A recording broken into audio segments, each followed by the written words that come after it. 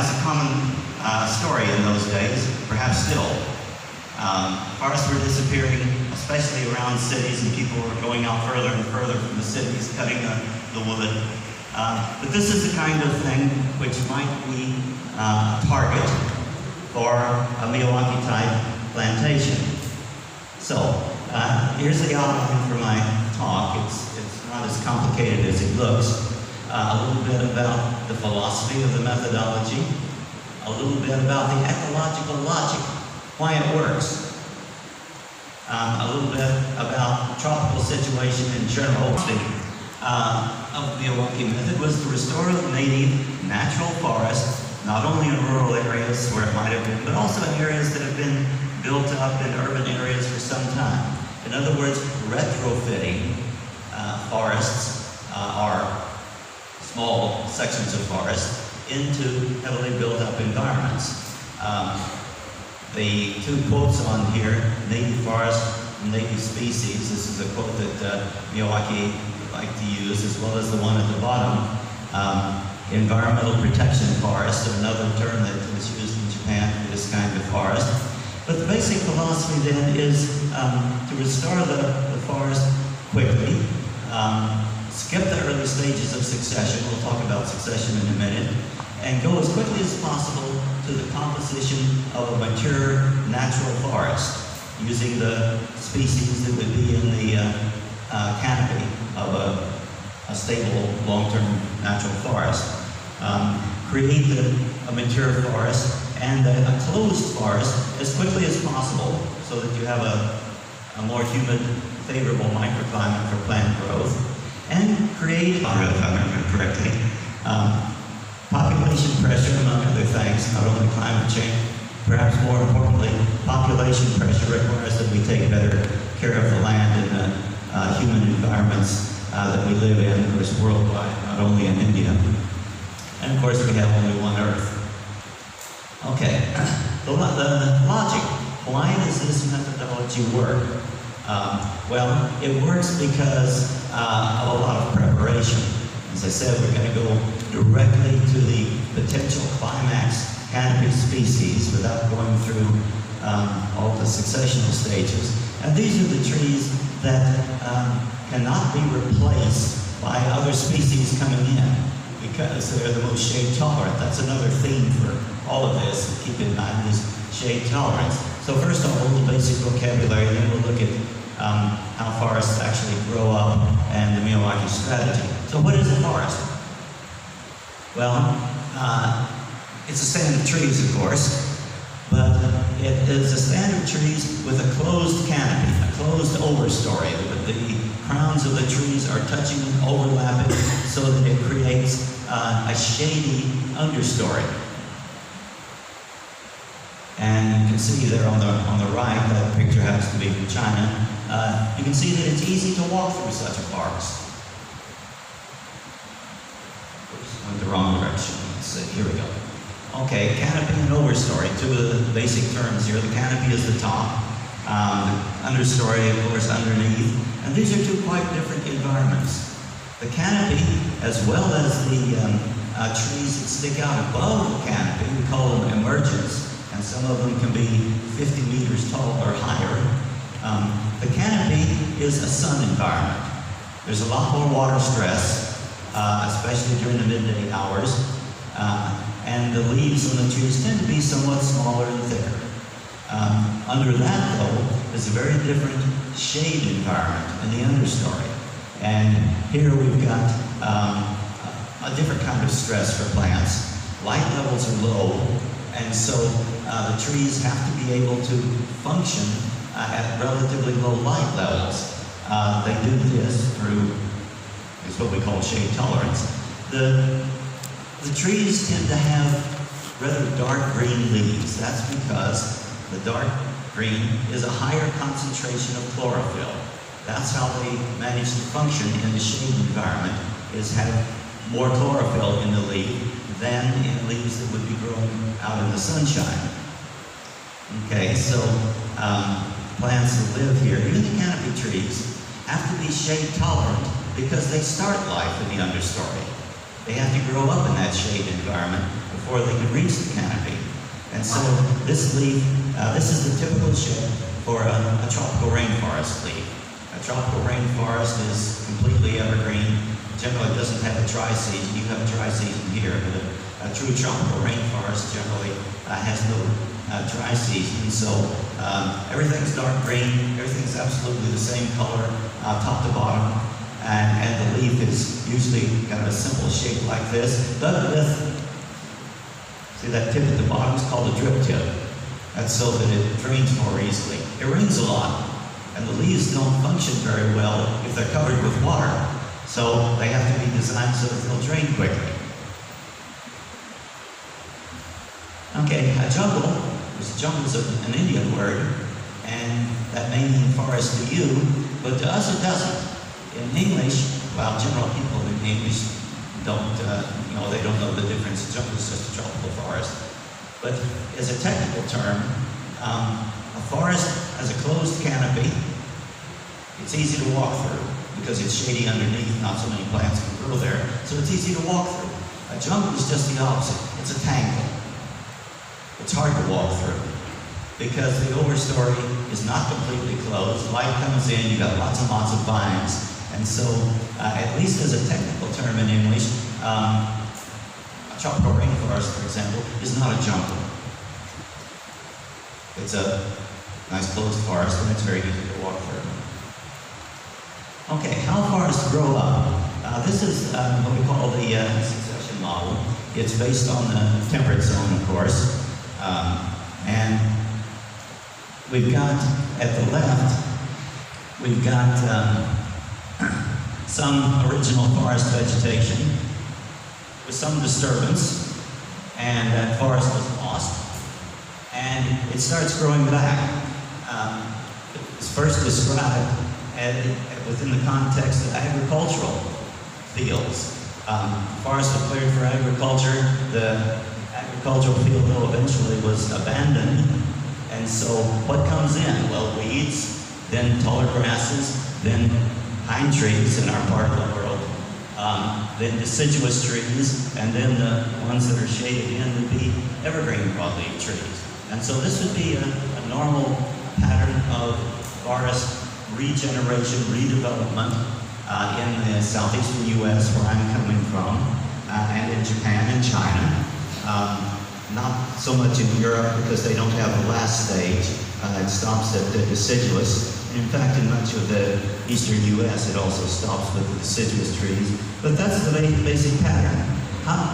Why does it work like this? Well, each stage in the succession represents a particular set of species that can only come in after the previous stage has improved the environment. And so, well, the weeds can come in any time. So at the beginning, you just get weeds for a few years. But that creates a little bit more shade already. It creates a slightly more humid micro-environment. Some other species can come in. The pines here in the middle of the succession are very, very light demanding. And so it's easy to replace them. When deciduous trees can come in, they're a little more shade tolerant. They can grow up under the open canopy of the pines. And once they reach the same height as the pines start to disappear very quickly because they don't get enough light. And then, if the climate is mild enough, winter is mild enough in particular, then the last stage, the evergreen broadleaf trees, will replace the deciduous trees because the evergreen broadleaf trees are the most shade tolerant. So the succession is a sequence of successively more shade-tolerant sets of species until you finally get a sort of terminal stage or climax stage of trees that are so shade-tolerant that nothing else can come in and replace them.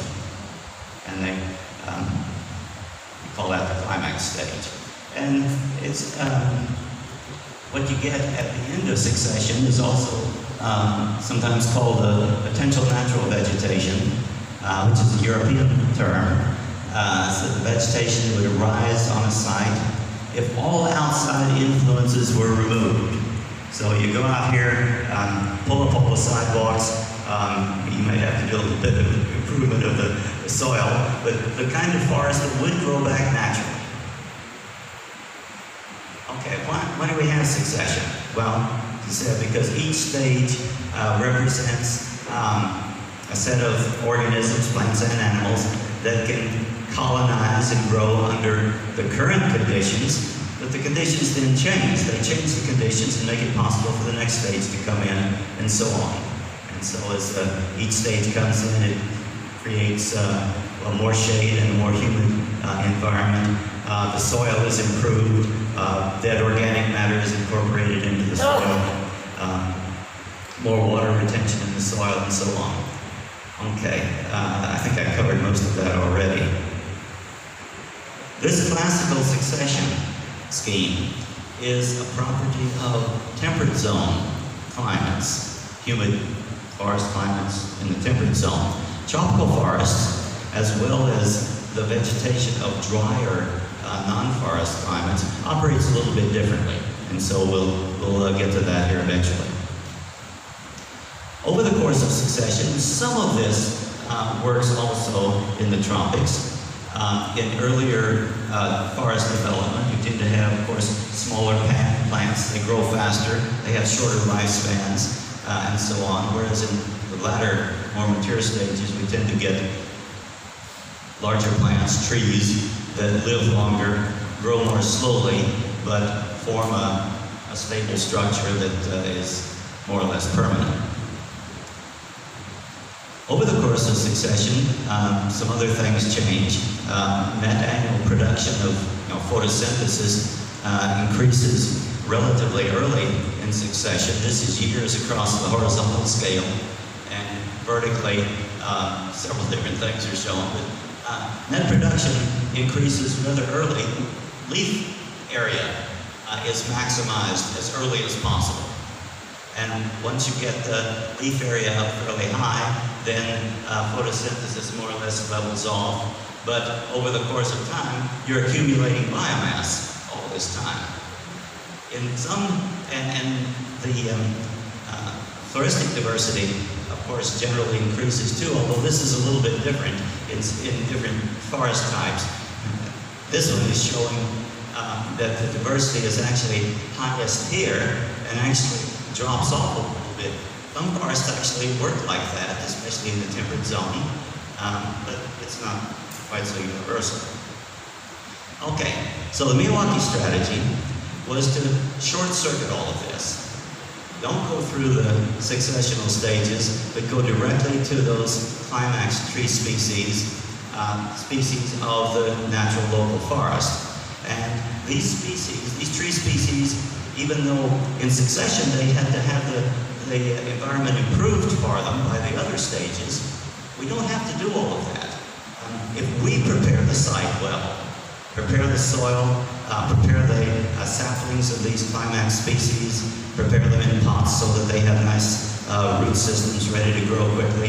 If we do this, then we can put them in the ground and we can go directly to the species of the climax forest. During our discussions here, species from the local potential forest, they're the ones that are best adapted. Planting densely, the dense plantation means that you create a shady environment, not too shady, but not direct sunshine at least, and so that fosters better growth. Mixed species, not too many. That was one of the things that we found in several places where we visited, both in Europe and here in India and some other places, people who, outside of Japan, people who tried to follow the Miyawaki method usually used too many species. A half dozen to a dozen canopy species are enough. The other species in that forest will come in automatically. The birds will bring the seeds, wind will bring the seeds, they'll come in somehow. But you have to build that original forest canopy first as quickly as possible. Pot-grown seedlings, root systems already well developed. Site preparation we've already talked about, and Professor Kujiwara in particular will tell you more about that. And mulching. Immediately after the planting, put some mulch around all the trees that were planted. In Japan, they use rice straw, works very well. This holds the water, it prevents weeds from coming in. So those are the basic components. Why does it work? Well, because the climax species are those best adapted to the local situation. These will be also the most shade-tolerant species, which means that they will not be replaced by something else coming in. As potential canopy species, they provide the stable structure for the forest, and the dense plantation creates as early as possible an environment, a humid environment, conducive to tree growth. Okay, that went kind of fast. Any questions? You're welcome to interrupt me at any time. This should be a discussion. How tropical forests regenerate, and then a number of examples. First off, a little bit of structure. You saw this graphic already. Tropical forests, tropical rainforests in particular, are tall and evergreen, and they grow on very deep, acidic, intensely leached and extremely nutrient-poor soil. Some of the worst soils in the world. How do you get that? How do you get a nice forest on such soils? We'll get to that here in a minute. But first of all, how do tropical forests regenerate? Well, not by the classical succession that we just saw. Instead, they regenerate through gaps, canopy gaps.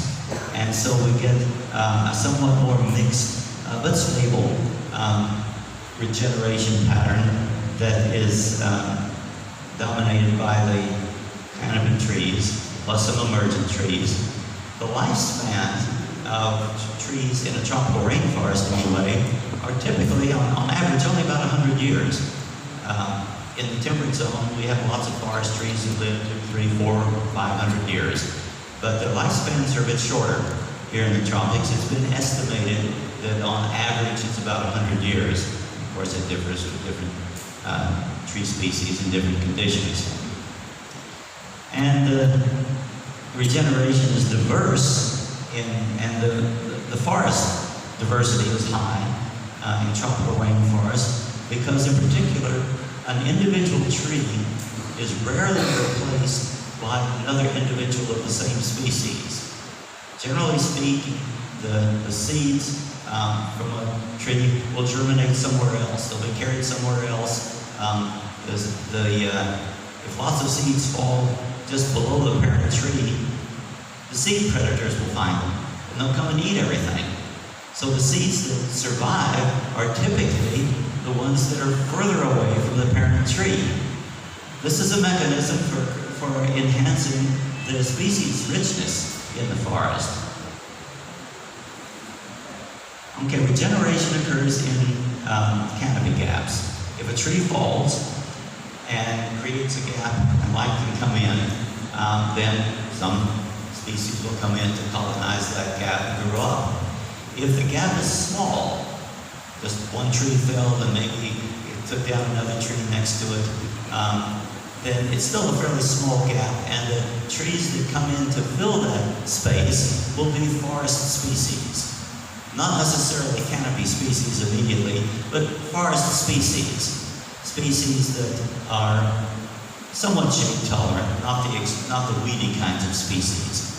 But if the canopy gap is large, then it gets colonized by weedy species. When I say weedy, these are woody weedy species, weedy trees, fast-growing trees, often deciduous trees from the outside environment, not forest species. They will colonize the large gaps. And of course, if you cut a tropical forest over a large area, these are the kinds of plants that would try to colonize. But if you cut over a large area, there may not even be a seed source for them. Anyway, this is sometimes called gap phase replacement as a term for this kind of regeneration in tropical forests. And the classic example would be a tropical rainforest, but it works also in tropical semi-evergreen forests, like you have around here, and to some extent also in more purely deciduous tropical forests. Okay, what kind of forest types do we have in the tropics? Well, two main types. Those that are wet all the time. There's no dry season. You make it a tropical rainforest. No dry months.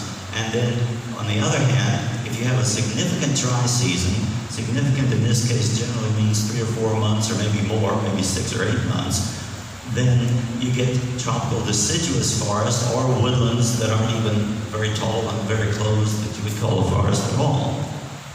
We also have forest types in between these two extremes. And the two transitional types have been called seasonal evergreen forest. If there's just maybe one dry month, it tends to synchronize the blooming and fruiting period, but it's still, the structure is still more or less like a tropical rainforest. If the dry period is a bit longer, 2 or 3 months, say, or even 4 months, such as around here, you have 4-month dry season. Then you have deciduous trees that are semi-deciduous trees, at least, that play a role in the canopy as well. So we call that a tropical semi-evergreen forest. It's more evergreen than deciduous, but it does have deciduous elements. Tropical soils also tend to follow this pattern of wet versus what we'll call wet-dry, with wet season and dry season. The soils in the equatorial region, tropical rainforest region, are very uniform, extremely deep. They're called latisols. Extremely deep, extremely leached, more water that goes through the soil, the more it washes out the water-soluble elements in the soil. And these water-soluble elements, of course, those are the nutrients. How do plants get their nutrients? They take them up in the root system. That means they have to be water-soluble. So everything that's good for a plant is also vulnerable for being washed out by heavy rainfall. And so the soils are very poor in nutrients. The soil on the right is a soil typical of a tropical climate with a wet season and a dry season. It might well have been like the soil on the left at one time. But over long periods of geologic time, rainforests contracted and expanded again, and contracted and expanded again. And when a site becomes dry, the soil may never have actually been exposed to sunlight before, and many of these tropical latisols will harden irreversibly into something called laterite. It's a hard crust. And then things change again, and maybe it gets a little bit more moist. But in the process of things, this laterite crust breaks up, and you get pieces of hardened laterite that you can see incorporated into them. Well, we found this here in Carolyn as well, that you have this sort of lateritic soil. These soils are generally not as deep, and they're still quite nutrient poor, but maybe not quite as bad as the rainforest soils, believe it or not. Tropical rainforests, of course, are tall and evergreen. You know where they occur. Here in tropical South Asia, equatorial Africa, equatorial South America, they have the highest productivity of all of the land biomes. Their areas of very high species richness.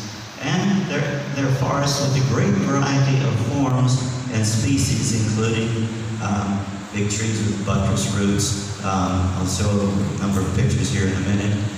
They're tall. They can be up to 50 meters tall. Some can be even higher, but 50 meters is a kind of typical height for the best developed tropical rainforests in Southeast Asia, for example. The understories are dark.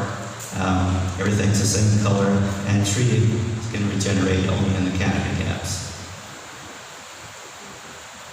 The biggest trees in the tropical rainforest may have buttress roots, and we saw some nice examples of that here in Carolyn over the last few days. The buttress roots here can be 3, 4, 5 meters high. It can be enormous, and that's to hold the tree up, because in a climate that's very wet, lots of rainfall, the water table in the soil is not very far below the surface. Trees don't put very many roots down into the saturated zone because there's no air. And so the trees in tropical rainforests typically have very shallow spreading root systems, which means they can be knocked over easily. So that's the reason for the buttress roots on the largest trees. Okay, here's the one we alluded to before. Why do we have rainforests on such poor soils? Well, this seemed like a puzzle at first, but ecologists eventually figured it out. And the reason they can do this is because of very efficient, rapid nutrient cycle.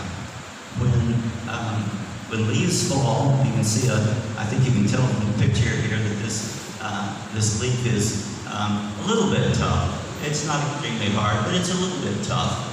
And so it decomposes rather slowly. And that means then that the nutrients are released rather slowly, and the organisms which might decompose this dead organic matter have time to find these dead leaves before they're just decomposed completely by the hot, humid environment, and recycle the nutrients very efficiently. In a tropical rainforest, they've estimated that 80% or more of the nutrients in the entire system, that means the living part, the soil, everything, 80-90% of the nutrients in the whole system are in the living biomass being recycled. In the temperate zone, that figure would be maybe 50% or even lower. So the tropical rainforest survives on bad soils because it keeps all the nutrients moving so that they don't get washed out by the heavy rainfall. Okay, just a few pictures on a few of the kinds of forms that we find in tropical rainforests. Many of the trees have rather showy inflorescences, and sometimes even flowers coming directly out of the trunk of the tree. That's called cauliflory. Where I live, we have only one species that does that, but in the humid tropics, it's quite common. Understory palms. There may be a few palms in the canopies, but typically in a tropical rainforest or a semi-evergreen forest like you would have around here, the palms are understory palms. They may be tree form, as on the left. They may be basically trunkless palms just growing out of the ground, as in the middle, or they can be climbers. They're called rattans, that they're more like vines than anything else. Stranglers, I think you're familiar with. The figs are, the genus Ficus fig is a very large genus, and it's got lots of things in it. Many of them are stranglers in tropical rainforests that climb a tree and then kill it and take its place in the forest and become the trees themselves. Lianas, they don't all tie themselves in knots like this, but lianas are common. Some ferns become woody. So you've got on the left there a tree, what we call tree ferns.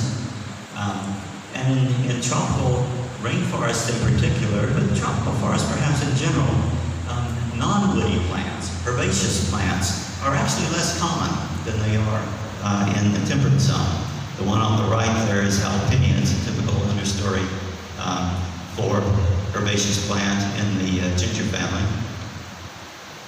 And of course, lots of different kinds of animals are characteristic of tropical rainforests.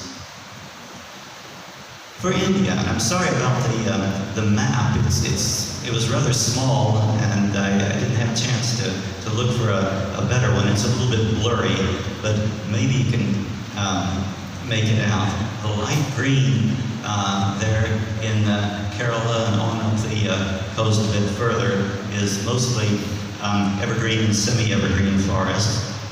The light brown that we see in more interior part of India is largely tropical deciduous forest. The yellow is drier deciduous forest and woodlands, maybe without a closed canopy even during the wet season. and the pink is called tropical thorn scrub. I can't say how accurate this map is. You know more about it than I do. But those are perhaps the main types that we might be thinking of, and we're going to be most concerned, of course, with the first two.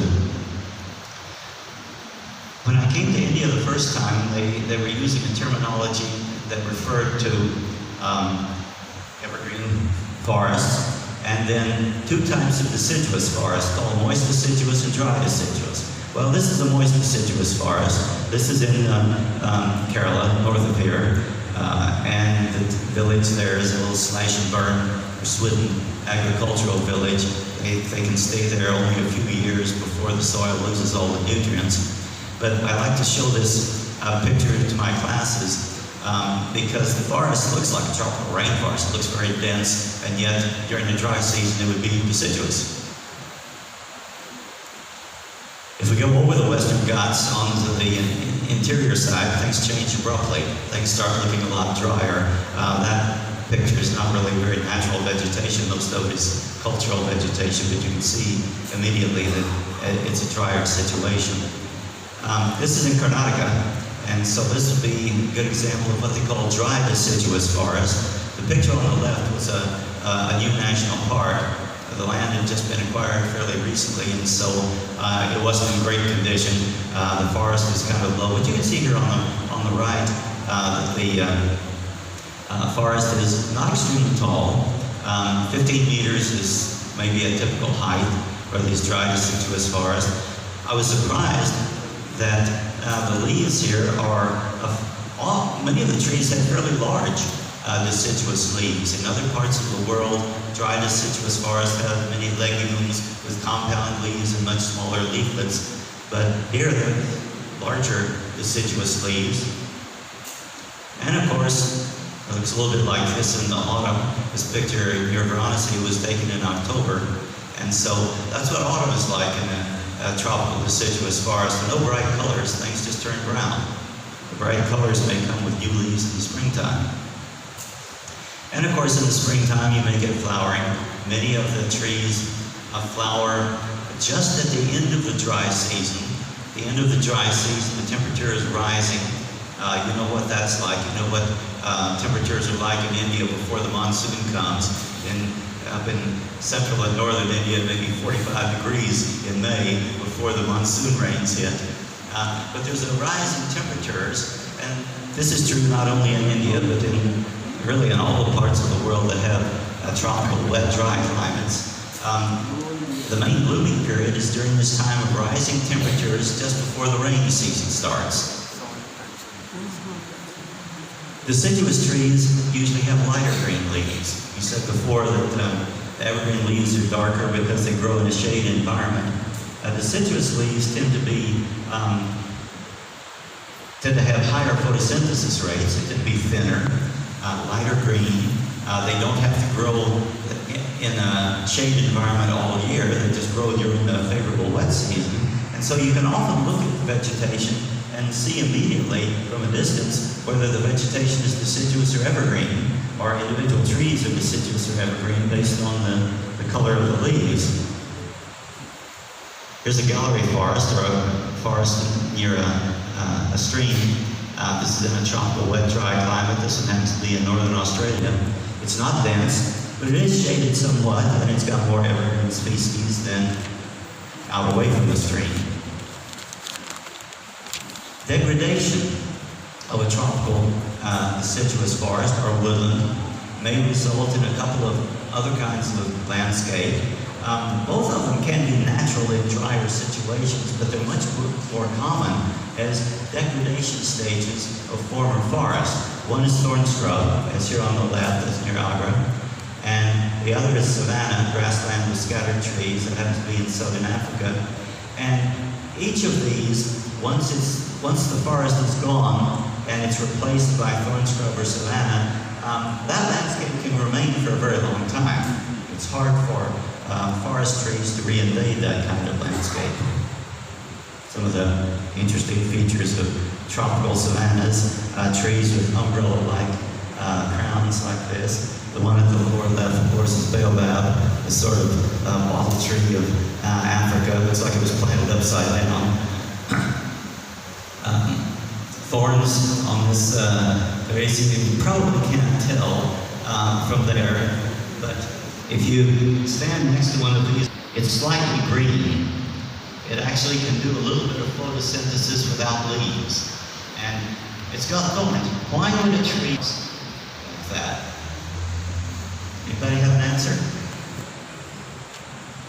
Why would a tree have thorns? For defense? A thorn is a very effective way of draining off heat. The thorn is surrounded by air. The heat will go into the air, and then more heat will flow from the tree into the thorn and be lost to the atmosphere. So it's a very effective cooling mechanism, actually, to counteract overheating. Savannas also have termites, and this is a problem because the area of savannas has increased greatly over the last roughly 75 years. With tropical deforestation, many areas converted permanently into savannas, and the termite populations have just exploded. The problem with this is termites produce methane. And methane, CH4, is a much stronger greenhouse gas than CO2 is. Methane has been increasing in the atmosphere also.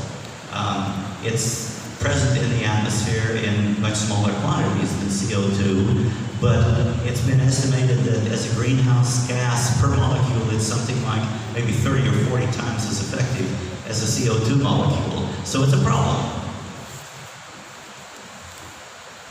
Okay, question? The Kerala situation briefly. Kerala is one of the hot spots of biodiversity at global scale. We've got a couple of maps to show. Kerala is characterized by a humid tropical climate that also, however, has a roughly 4-month dry season. And that 4 months is long enough to be significant. The potential forests, then, are a mix of mainly evergreen trees, but also some deciduous canopy trees. And so we call this a tropical semi-evergreen forest. The dynamics in sort of mixed semi-evergreen stands a little bit different, and this is one of the things that actually makes it a little more complicated in doing a Miyawaki type forest plantation. In Japan, generally speaking, they've done lots of forest plantations with entirely deciduous species in parts of the northern half of Japan. And it's always a little more difficult because the climate's a little more stressful with that very cold winter. The mortality levels are a little bit higher. Growth, of course, is only in the good part of the year. Perhaps Professor Butcher will tell you more about the give maybe some statistics about the deciduous forest plantations, but they don't grow quite as well as the evergreen, but if you do it right, you can get good results there also. Okay, yeah, I said that Kerala is a hotspot of biodiversity, and you can see on here the brown areas in particular, some hotspots of biodiversity, also areas where the endemic biodiversity is highly endangered. Here's another map showing somewhat the same thing. This is just total numbers of plant species. This is a map that was produced in the mid-90s in Germany, and it made a big hit at the time because it was the first world map that tried to show species richness. And again, you can see, if you look at India, you see the purple there is mainly along the Kerala coast. A bit of high diversity over in Assam and places like that, but especially Kerala. This is the climate of Trivandrum. And so we're at not very high elevation. And of course, this came from a data bank somewhere, and so no telling where the the actual measurement was made, you may think that the elevation is about 60 meters, but something different. Anyway, it's a fairly long record. You see the measurement period is roughly 150 years. That's an unusually long record. And so this is pretty good data. The first line up here of numbers is the mean monthly temperature starting with January. And of course in January we're at 26.8. Most of the latter half of the year is about the same. The hottest time appears to be April and May before the monsoon rains come. But there's not a lot of variation. The lowest temperature ever measured here has been estimated as 15 Celsius. And that, of course, is not limiting anything. That's a nice temperature. Precipitation averages in millimeters per month, and you can see in boldface, December over there, plus the first 3 months of the year, dry season. And so what that means is that our potential vegetation here would be a tropical semi-evergreen forest with maybe more evergreen trees, but a significant component of deciduous trees added in. This, you cannot read, that's all right. There's just a computer prediction for the plant forms, growth forms, that might occur in Toronto. Now this is a world model, so for any place that has climate data, I can make a prediction of the plant forms, trees, evergreen or deciduous, shrubs, so on, different kinds of plants, not species, but just sizes and shapes of plants and seasonality patterns that might occur there. And so the thing that you might be able to see from out there at least is that most of these plant types are in boldface type. The boldface ones are evergreen, and the others are seasonal, deciduous or something like that. And so the point here is that there are a lot of different plant types. If you look at plant forms and things like that, there's a lot of biodiversity there too in a place like Kerala. These are some maps that were made from that same model, trying to estimate the form diversity of world vegetation. And of course it depends on the accuracy of that model, which is 40 years old now, but still being improved. Anyway, the one here at the top left is the total number of plant forms. And for that one in India, it looks like Eastern India has more, but for the southern half of India, you may be able to see a dark dot there in Kerala.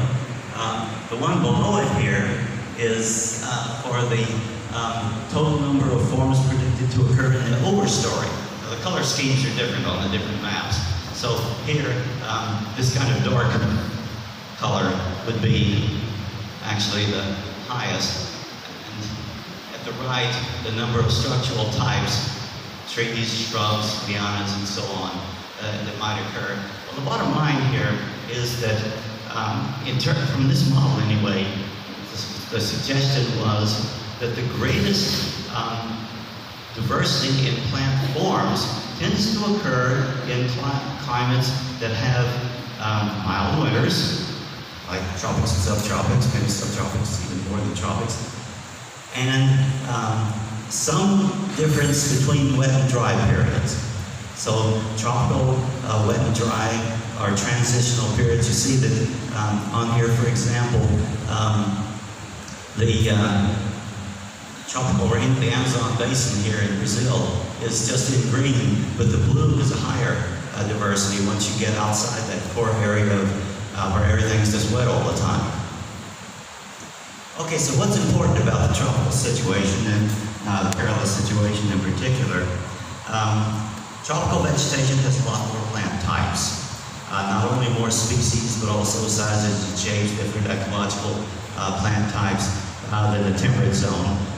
More than in Japan, where the Miyawaki method was developed. Most of these forms, though, are not the kind of forms that you want to plant in a tree plantation, a forest plantation.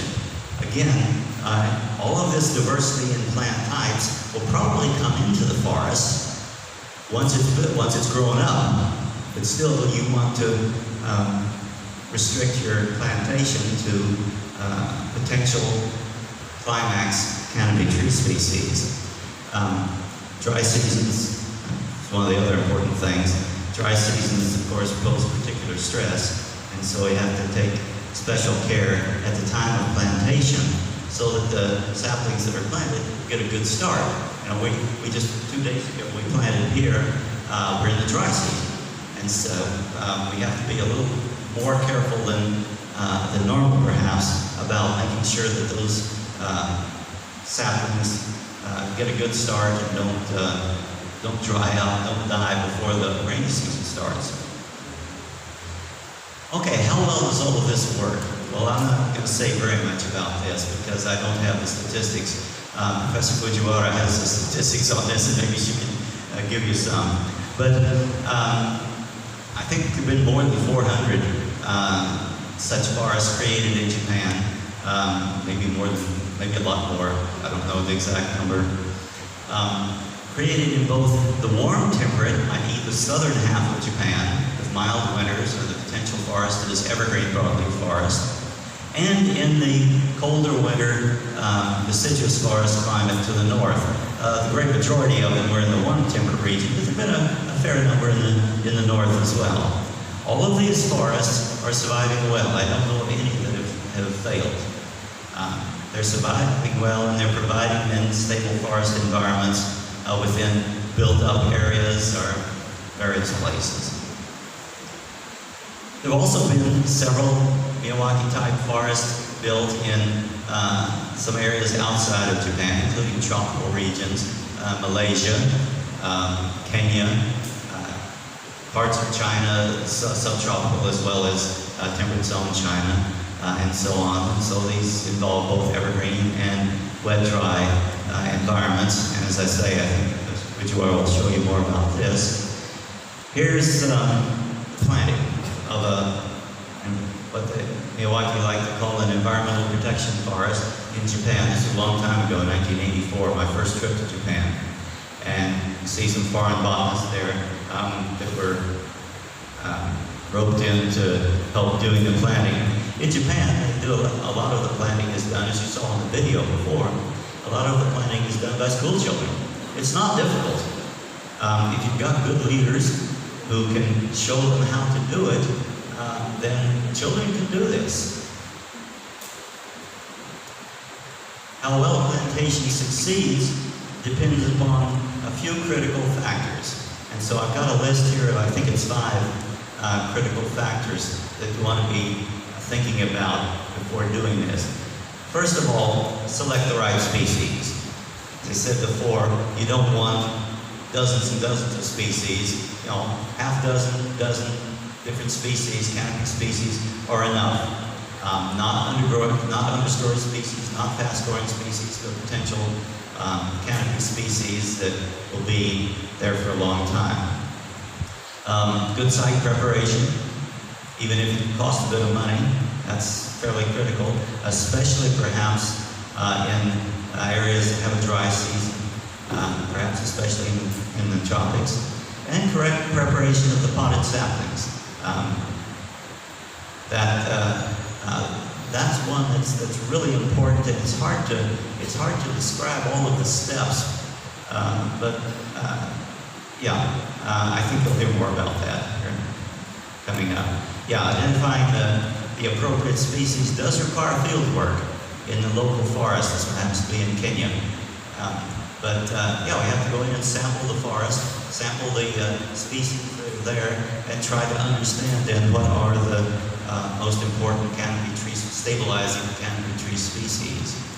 And of course the potted saplings, the same one, be prepared in such a way that they have good, well-developed root systems that are ready to grow quickly at the time of planting.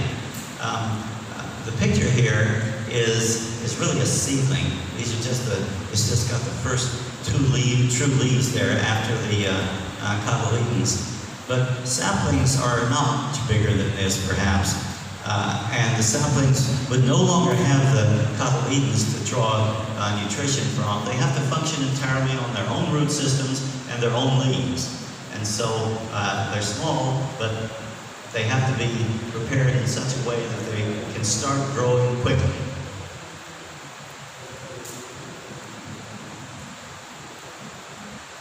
Okay, the last two of the 5 critical factors. Correct planting. We had I think we had a fair bit of confusion a couple of days ago when we were doing the planting.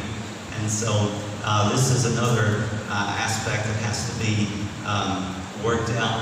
The steps have to be understood well by everyone before you actually have the plantation day.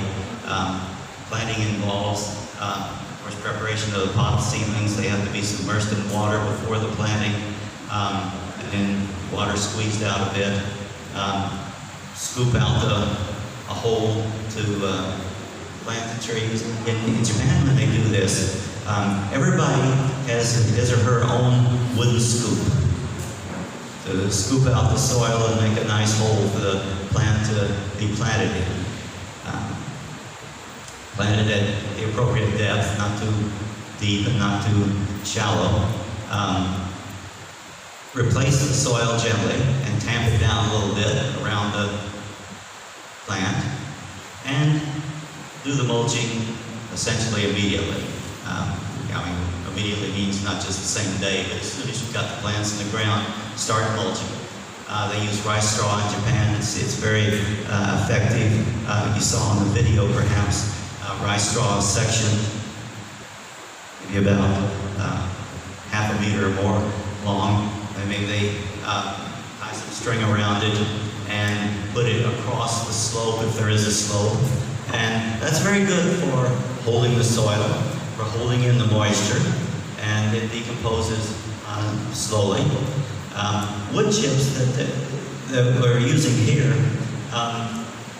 they don't hold the water as well, so that's a bit of a problem. It's been suggested here that sugarcane might be used, and that might be good. And then finally, management is required only in roughly the first 3 years if you've done everything correctly. But during those first 3 years, there has to be weeding by hand.